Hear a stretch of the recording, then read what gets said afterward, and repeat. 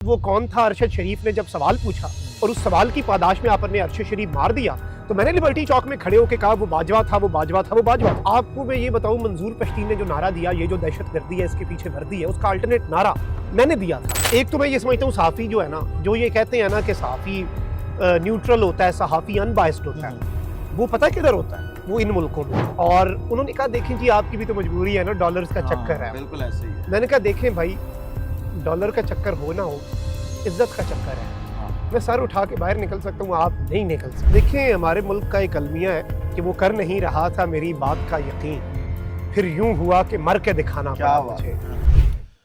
बिस्मिल्लाहिर्रहमानिर्रहीम, अस्सलाम वालेकुम।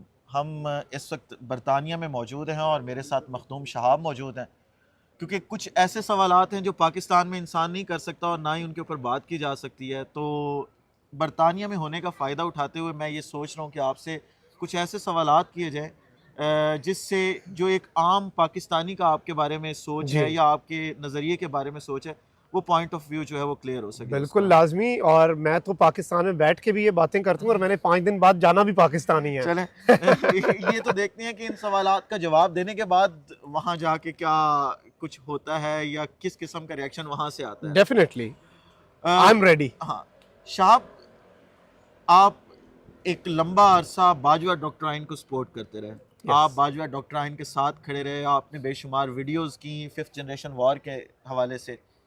अचानक ऐसा क्या हुआ कि आप बाजवा डॉक्ट्राइन के खिलाफ हो गए और आप जनरल बाजवा के खिलाफ जाके खड़े हो गए और उन पर तनकीद करना शुरू कर दी? देखिए मैं समझता हूँ कि हम सब जो हैं हम इवॉल्व करते हैं और बहुत से ऐसे इवेंट्स हुए हैं पिछले 2-2.5 साल में जिन्होंने हमें इवॉल्व होने पे मजबूर किया है। एक जिसे आप कहते हैं ना कि कौमी सतह पर एक जहन साजी की जाती है, जैसे इसे इंटरनेशनली इसके लिए बड़ी टर्म्स मौजूद हैं, लेकिन इसे आप सादा लफ्ज़ों में पाकिस्तानियों को समझाने के लिए मुतालिया पाकिस्तान कह सकते हैं। बिल्कुल ऐसे ही। ये एक पूरी थ्योरी होती है कि नेशंस किस तरह से इंस्टिल करते हैं कुछ चीज़ें। तो आई थिंक कि सब लोगों की तरह, it's not just me, it's the majority of Pakistan, the majority population of the country, वो सब इस डॉक्ट्राइन और ये सारी चीज़ें जो आहिस्ता आहिस्ता हमारे अंदर इंस्टिल की गई। लेकिन मैं ये समझता हूँ कि हम वक्त के साथ इवॉल्व करते हैं और सबसे पहली चीज़ ये होती है कि आप माजी में की गई अपनी कोताहियों पर माफ़ी मांगें। तो मुझे ये लगता है कि उस टाइम पे मैं गलत था और बहुत सी चीज़ों के अंदर थैंक्स टू जनरल बाजवा, मैं हमेशा ये बात करता हूँ कि आप लोगों ने एक हैशटैग चलाया था थैंक यू राहील शरीफ, बड़ा मशहूर हुआ था, जोक्स भी बनते थे। मैं समझता हूँ इस कौम को ठंडे दिल से थैंक यू जनरल बाजवा का हैशटैग चलाना चाहिए। उसकी वजह यह है कि जनरल बाजवा ने, हम सब अंधे थे, हम सब कहते थे नहीं हमने और कुछ नहीं देखना मुताले पाकिस्तान के अलावा, और बाजवा साहब ने ज़बरदस्ती मुताले पाकिस्तान की पट्टी हमारी आंखों से खुरची और कहा कि नहीं देखो ये भी हमारा एक रूप है। तो ये बाजवा साहब की अचीवमेंट है। शाहब, जो वो पट्टी अवाम की आंखों पर बांधी गई थी, उस पट्टी के बांधने में आपका भी एक बहुत नहीं, हमारी आंखों पर भी वही पट्टी थी। मैं खान साहब से मिला जमान पार्क में, तो खान साहब, ये एक ऑफ द रेकॉर्ड गुफ्तगू थी, आफ्ताब इकबाल साहब भी थे, सब भी थे। खान साहब से जब मैंने पूछा खान साहब ये जो इतना टाइम गुजरा है बड़ा अजीब सा, गोली लगी हुई थी खान साहब को, हुकूमत जा चुकी थी, टांग उनकी आगे स्टूल पे पड़ी थी, प्लस्तर लगा हुआ था, लेकिन खान साहब ने उस वक्त ना tale of two cities, Charles Dickens की किताब है, उसका जिक्र किया कि it was the best of times, it was the worst of times, it was the age of light, it was the age of darkness. यानी जो आपको लग रहा है ना कि ये दौर तारीख का बदतरीन दौर है, ये सबसे अच्छा दौर है, खान साहब ने कहा हम सब की आंखें खुली हैं। फिर उन्होंने वो भी जिक्र किया कि वो किसी ने कहा था ना कि जब ये जुल्म पंजाबियों पे हुआ तो उन्हें समझ आएगी। ठीक है, तो मैं ये समझता हूँ खान साहब का भी यही मौक़िफ़ था जो मैं आपके सामने गुजारिश रख रहा हूँ कि ये नहीं है कि हम कोई उस सब के अंदर शामिल थे, कि हम वो उस प्रोपेगेंडा को फैलाने वालों में। देखिए मैं तो हमेशा से ये समझता हूँ, बहुत से लोग मुझे कहते हैं कि आप हैं क्या, आपकी आइडियोलॉजी क्या है, आप कभी ये कभी वो। मैं कहता हूँ मेरी आइडियोलॉजी सिर्फ अवाम है।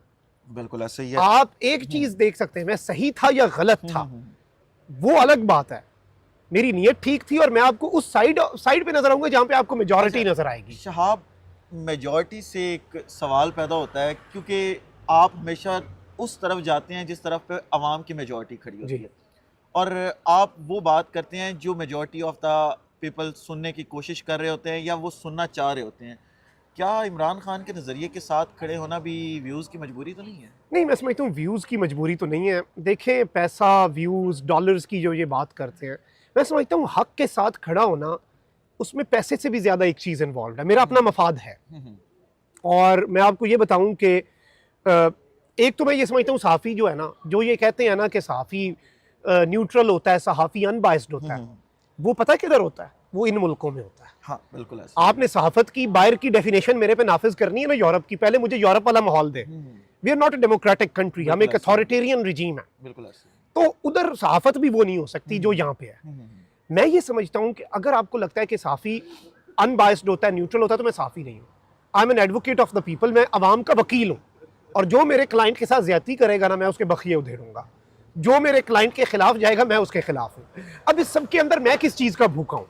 मैं ये समझता हूँ, मेरी एक बंदे से बहस हो रही थी, he is very pro establishment, और उन्होंने कहा देखें जी आपकी भी तो मजबूरी है ना, डॉलर्स का चक्कर है। बिल्कुल ऐसे ही है। मैंने कहा देखें भाई, डॉलर का चक्कर हो ना हो, इज्जत का चक्कर है।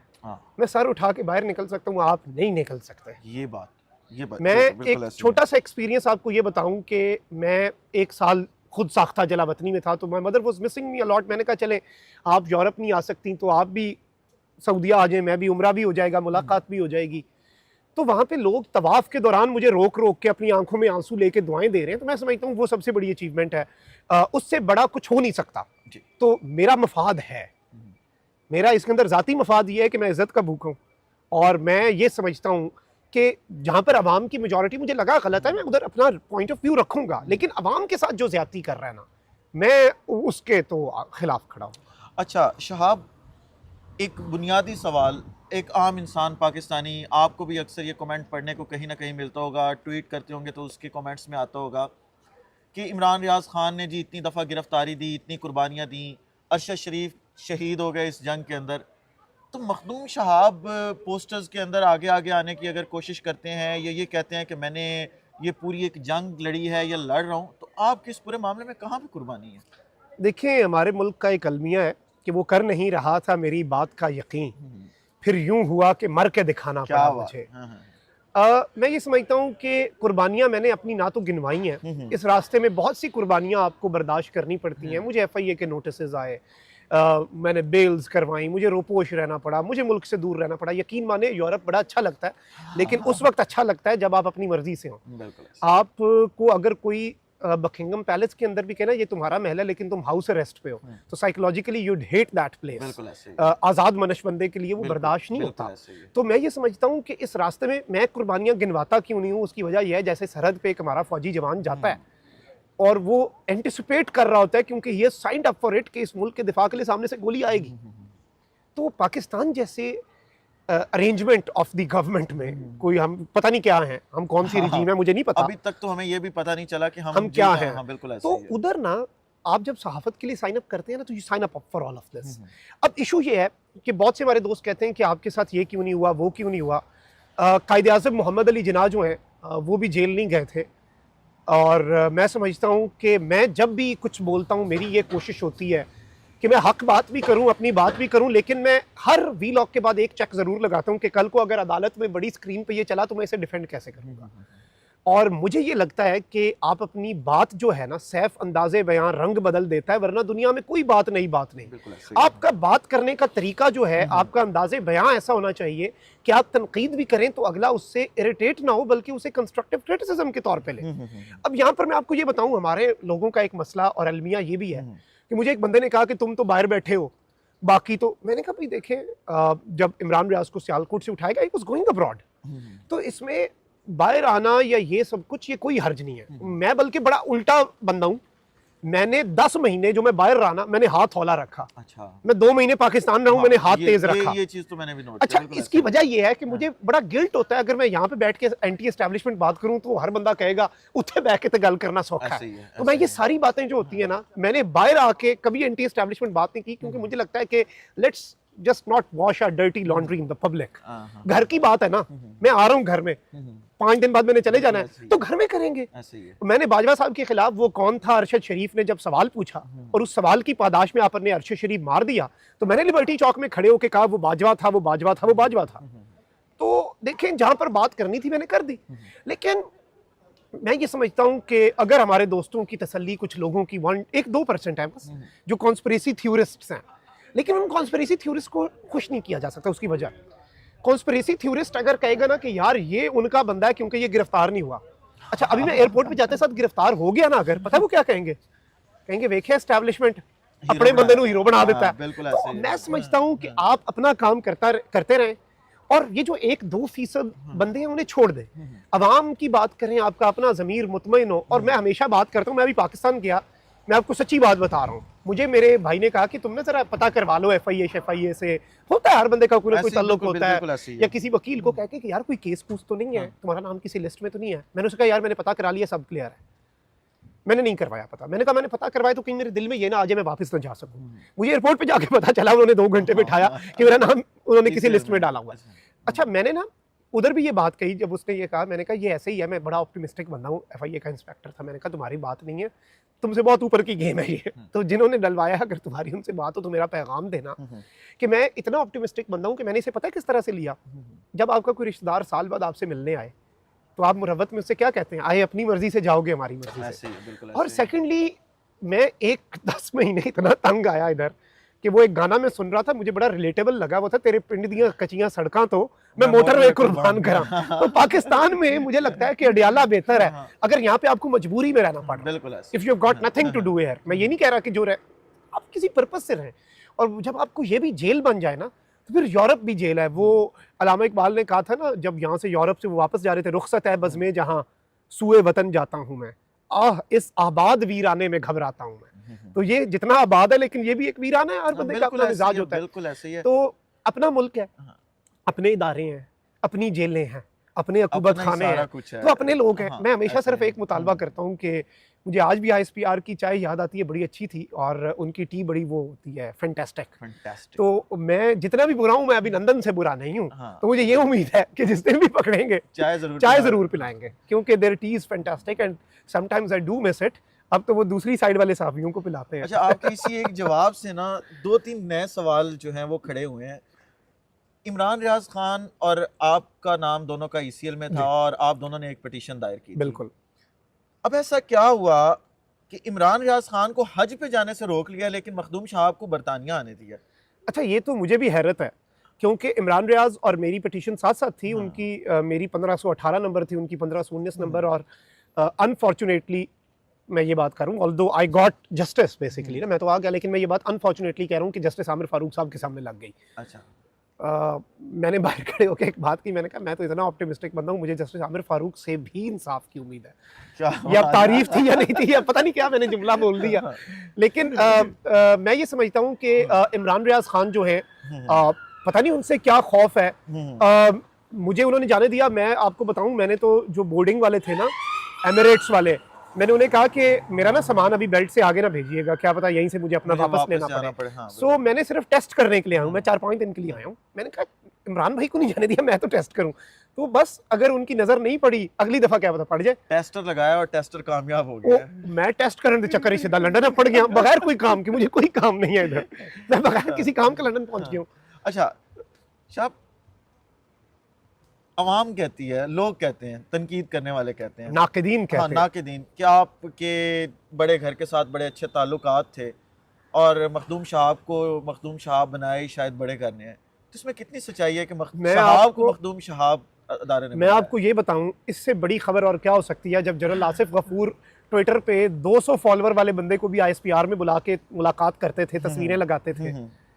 मैं ये बात आज इतने वसूख से कह रहा हूँ कि फौजी या कोई सिविलियन या कोई भी बंदा ये साबित कर दे तो जो सजा वो मेरी। अच्छा, आज के दिन तक लोग जो कहते हैं ना 5th जनरेशन वॉरफेयर के बानी जनरल आसिफ गफूर थे, मैं आज के दिन तक जब तक आपसे बात कर रहा हूँ, इश्तियाक जरूर है मुझे, लेकिन मैं जनरल आसिफ गफूर से नहीं मिला। अच्छा, मैं जनरल बाबर इफ्तिखार से मिला और वो तस्वीर मैंने लगाई। बिल्कुल वो इनकैपेसिटी ऑफ जर्नलिस्ट में DG ISPR से मिला, हर्ज कोई नहीं है।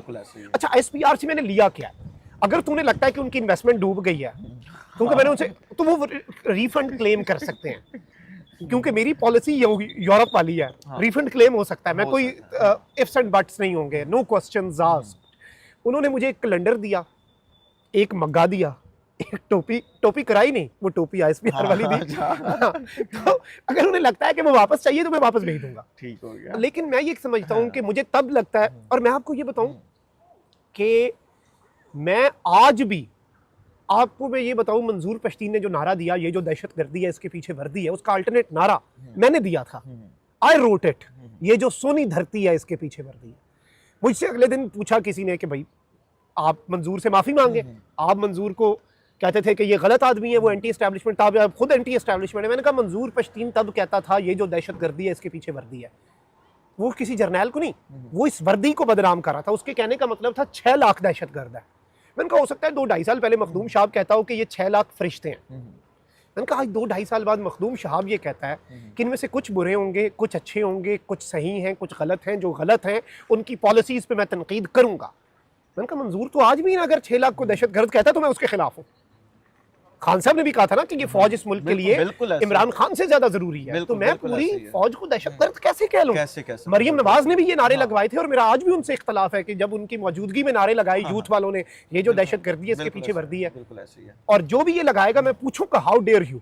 अच्छा शहाब, कहीं ना कहीं आपने 5th जनरेशन वॉर के साथ उस पूरे के पूरे प्लान के अंदर काम तो किया था। मैं तो आज भी 5th जनरेशन वॉरफेयर में अपने मुल्क की नजरियाती सरहदों का मुहाफिज हूँ। हाँ अच्छा ठीक हो गया। अच्छा ये बताएं कि 5th जनरेशन वॉर के अंदर काम करते करते ताल्लुकात तो बने होंगे अदारे के साथ, तो आज भी राब्ते में है किसी के साथ या मेरा पिछले उनकी मेहरबानी, उनकी मोहब्बत, उनकी ज़रा नवाजी के पिछले 2.5 साल से किसी एक फौजी ने अच्छा या बुरा कोई राब्ता नहीं मुझसे किया। अच्छा। और मैं इस बात के ऊपर उनका शुक्रगुजार हूँ कि उन्होंने मुझे ये भी नहीं कहा कि ये करो और ये भी नहीं कहा कि ये ना करो।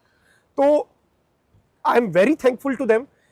ये नहीं कि मैं उनसे कोई ताल्लुक नहीं चाहता, मेरे अपने लोग हैं, मेरे से जब मिलना चाहेंगे मैं इंशाल्लाह तू सद के वेख मैं भजदी हसन जितनी पावा ते काफिर आखी, वो वाला हिसाब है। मेरे अपने लोग हैं। नहीं शहाब, राब्ता मुनक़ता किस तरफ से हुआ?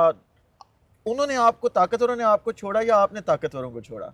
अदावतें थी, तगाफुल था, रंजिशें थी, मगर बिछड़ने वाले में सब कुछ था, बेवफाई ना थी। क्या बात है। यानी आपने एक शेर के अंदर सारी चीजें तरके ताल्लुकात पे रोया ना तू ना मैं, लेकिन ये क्या कि चैन से सोया ना तू ना मैं। जी जी। तो वाला हिसाब हो गया। तो आई थिंक के खान साहब के ताल्लुकात के अंदर भी हमेशा ये कहता हूँ कि एस्टैब्लिशमेंट के साथ अदावतें थी, तगाफुल था, रंजिशें थी, बेवफाई नहीं थी। अच्छा। कम्युनिकेशन गैप अगर आज भी हमारी मौजूदा एस्टैब्लिशमेंट खान साहब के साथ, वो एम आई मेरा तो चले, हम तो अपने छोटा सा काम कर रहे हैं, खान साहब के साथ कम्युनिकेशन गैप एस्टैब्लिशमेंट ठीक कर ले, 90% मसले हल हो जाएंगे। अच्छा शहाब, बारिश भी हो रही है तो मैं समझता हूँ कि इसको जल्दी जल्दी जो है वो वाइंड अप करें सारे मामले को। अगर आपको 2 लोगों में से किसी एक शख्स को चुनना पड़े तो किसे चुनेंगे, इमरान खान या हाफिज सैयद जनरल आसिम मुनीर साहब? किस कॉन्टेक्स्ट में चुनना पड़े? पहले मैं आपसे सवाल, कॉन्टेस्ट शख्सियात का है, पर्सनालिटी का, पर्सनैलिटीज का। देखें अगर तो आप फौज की बात करेंगे तो जाहिर बात है खान साहब कह चुके हैं कि फौज इस मुल्क के लिए इमरान खान से ज्यादा जरूरी है। पर्सनालिटी में I have met Imran Khan साहब numerous times, but Asim Munir साहब से मैं मिला नहीं कभी। इश्तियाक जरूर है मुझे मिलने का, वो भी हाफिज हैं, मैं भी अल्हम्दुलिल्लाह हाफिज कुरान हूँ। तो मैं जब आसिम मुनीर साहब से मिला उसके बाद मैं जजमेंट ड्रॉ करूंगा, क्योंकि अभी आपकी लीगल टर्म्स में बताऊं इनसफिशिएंट एविडेंस है, इनसफिशिएंट एविडेंस है, और इसलिए I can not draw judgement. अच्छा, आप एक इल्ज़ाम मेजर आदिल राजा के हवाले से भी लगाया गया था कि आप शायद राब्ते में हैं या एक जगह से लुकमा लेते थे, तो आज भी राब्ते में हैं? मेजर आदिल राजा साहब से मेरी दोस्ती भी है, वो उनकी मैं इज्जत भी करता हूँ इन पर्सनल कैपेसिटी, और I met him numerous times when he was an asset of the establishment, ये भी मैं आपको बताऊँ, ठीक है, और वो बहुत बड़ा एसेट थे, बहुत बड़ा एसेट थे, ठीक है। तो उस टाइम पे मैं उनसे मिला, उसके बाद मैं एक दफा लंदन में एजवेयर रोड पे मिला, but he had not taken the line which he took now. तो जब से उन्होंने वो लाइन ली है तो I have distanced my self, मैंने मुलाकात नहीं, राब्ता भी, क्योंकि मैं उनकी पर्सनल कैपेसिटी में इज्जत करूंगा या जो भी है, चले ठीक है, लेकिन मैं समझता हूं कि उनकी जो एक लाइन है मैं विद ड्यू रिस्पेक्ट उससे एग्री नहीं करता। बिल्कुल। और मैं हमेशा से कहता हूं let's agree to disagree. Pakistani, अगर आप स्टेट के नैरेटिव के साथ कहीं ना कहीं आप नेशनलिस्ट भी हैं, तो मैं समझता हूं कि उनके उस बयानी के साथ खड़ा हुआ ही नहीं जा सकता। देखें वो अब एक और चीज होती है, जब आप किसी जंग में पर्सनल हो जाए ना, फिर वो आपकी ही जंग होती है। बिल्कुल ऐसे ही है। जब आप मुल्क की जंग लड़ रहे होते हैं ना, फिर आप पर्सनल नहीं होते। इस वक्त किसी मेरा किसी एस्टैब्लिशमेंट के बंदे के साथ पर्सनल फड्डा है ही नहीं, और मेरी उनकी भी मेहरबानी कि उन्होंने पर्सनल नहीं बनाया, वो मेरे साथ कुछ करते तो हो सकता है मैं भी पर्सनल हो जाता, इंसान हूं ना मैं, कोई फरिश्ता तो नहीं हूं।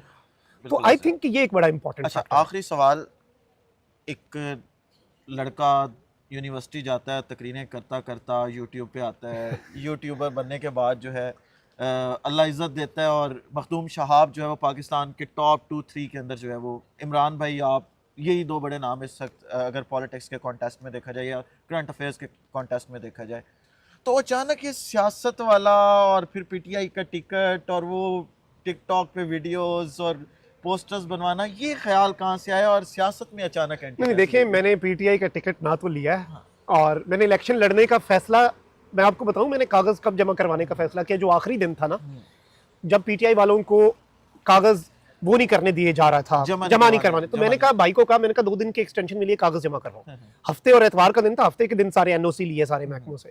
तो it was just out of the, देखिए मैं सहाफ़ी होने से पहले इस मुल्क का शहरी हूँ, तो मैंने वो अपना राइट एक्सरसाइज किया टू कंटेस्ट द इलेक्शन। और आपको इंटरनेशनली भी मिसालें मिलेंगी जब जर्नलिस्ट ने इलेक्शन लड़ा है। मैं जर्नलिस्ट का ओहदा लेने के खिलाफ हूँ, लेकिन आवाम का वोट लेने में कोई हर्ज नहीं है। लेकिन फिर मुझे रियलाइज हुआ कि अब चूंकि हालात कुछ बेहतर है, उन्होंने अपने कैंडिडेट्स उतार दिए हैं, तो आई टुक रिटायरमेंट फ्रॉम द इलेक्शन। लेकिन इसका ये मतलब नहीं है कि मैं कल को इलेक्शन नहीं लड़ूंगा, मैं वो रास्ता खुला छोड़ूंगा, मैं वो रास्ता खुला छोड़ा हुआ है। और मैं इसे इस तरह से रिफ्रेश कर देता हूं कि अल्लाह ताला अभी मुझसे इस कैपेसिटी में काम ले रहे हैं, अल्लाह ताला कल को मुझसे अगर किसी और कैपेसिटी में इस मुल्क के लिए काम लेते हैं, तो दुआ ये होगी कि बस मैं इस मुल्क के साथ गद्दारी ना करूं। बहुत शुक्रिया शहाब, थैंक यू। आपने बारिश में बैठ के हमें जो है वो इंटरव्यू दिया है, बहुत शुक्रिया। दोबारा जब भी शहाब से मुलाकात होगी इंशाल्लाह दोबारा कोशिश करेंगे कि कुछ ऐसे सवालात किए जाएं जो एक आम पाकिस्तानी शख्स के या एक पाकिस्तानी के सवालात हों शहाब के हवाले से। इस इंटरव्यू से इजाज़त दीजिए हमें, अगले इंटरव्यू में या व्लॉग में दोबारा मुलाकात होती है। पाकिस्तान जिंदाबाद।